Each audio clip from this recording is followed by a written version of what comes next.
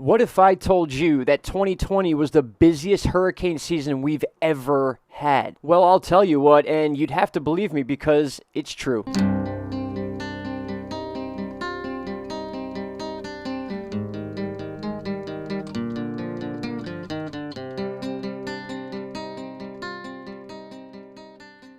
Good morning, my friends. November 10th, 2020, 9:37 a.m. And what we are looking at here is Tropical Storm ETA still making its way around the Gulf, actually moving away from Florida today. You can see it's actually moved far to the west, back by Cancun, Mexico, and Cuba, and is now moving back towards Florida. So that ping-pong slash zigzag effect that we were talking about the other day is very real. Not only that, my friends, but in the overnight hours, we have had our 29th named storm of the 2020 Atlantic hurricane season. That is an official all-time record. We have finally beat the 2005 hurricane season. Now let's put this out there very quickly. Although THETA has formed out in the middle of the Atlantic Ocean, THETA will not be a threat to the U.S., but THETA will be a threat to somewhere, and we will talk about that in a short minute. Now we are back on to ETA, which does not seem to want to quit. We have called this hurricane the Zombicane, and we also have a 70% chance of cyclone formation in the next 5 days in the southern Caribbean. All right, my friends, and as much as I want to give you a straight 100% answer about Storm ETA here, I just can't do it. We have too much data putting this thing in so many different spots that we really need to sit back and wait it out, and all we can do right now is kind of monitor how the storm is doing as is. And right now, we can see that ETA is not going anywhere anytime soon. We're at 992 millibars in pressure, 50 knots, or 60 miles an hour, so we are 14 miles an hour away from this becoming a hurricane again, and that's very possible. We have charts that show that, but we also have charts that put this thing pretty much anywhere in the Gulf. Anything is open game for this storm, including Texas, Louisiana, Mississippi, Alabama, the panhandle of Florida, Florida itself, or this thing may backtrack back in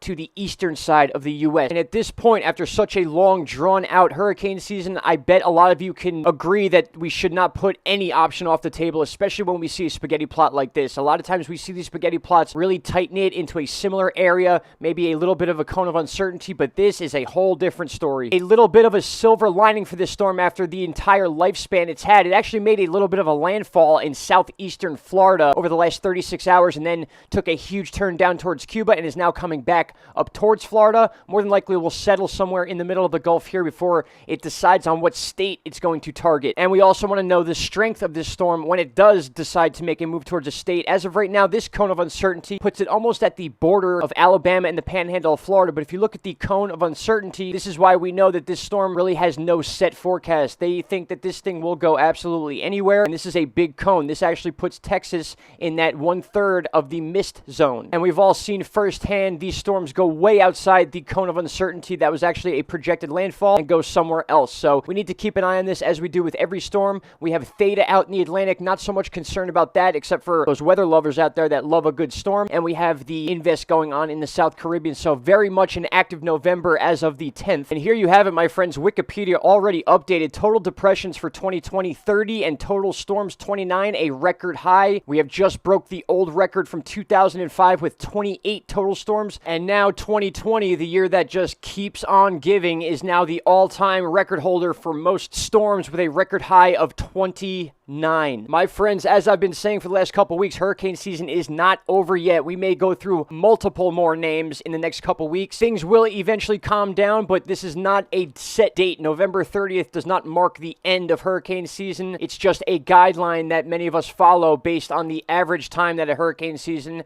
tends to slow down and then regroup itself for the following season. That is the info I have for you for this morning. I will jump on later this afternoon if we have any significant changes. If not, you know where to meet me tomorrow morning. Thank you all so much for watching the video. If you have not already, please like, share, and subscribe to the channel. Every little bit helps, and I enjoy putting this content out to you on a daily basis. Shout out to Canada, of course. Shout out to my friends in New York. Hope everyone in the Gulf stays safe. Don't freak out. Stay aware. Thank you so much. Bye-bye.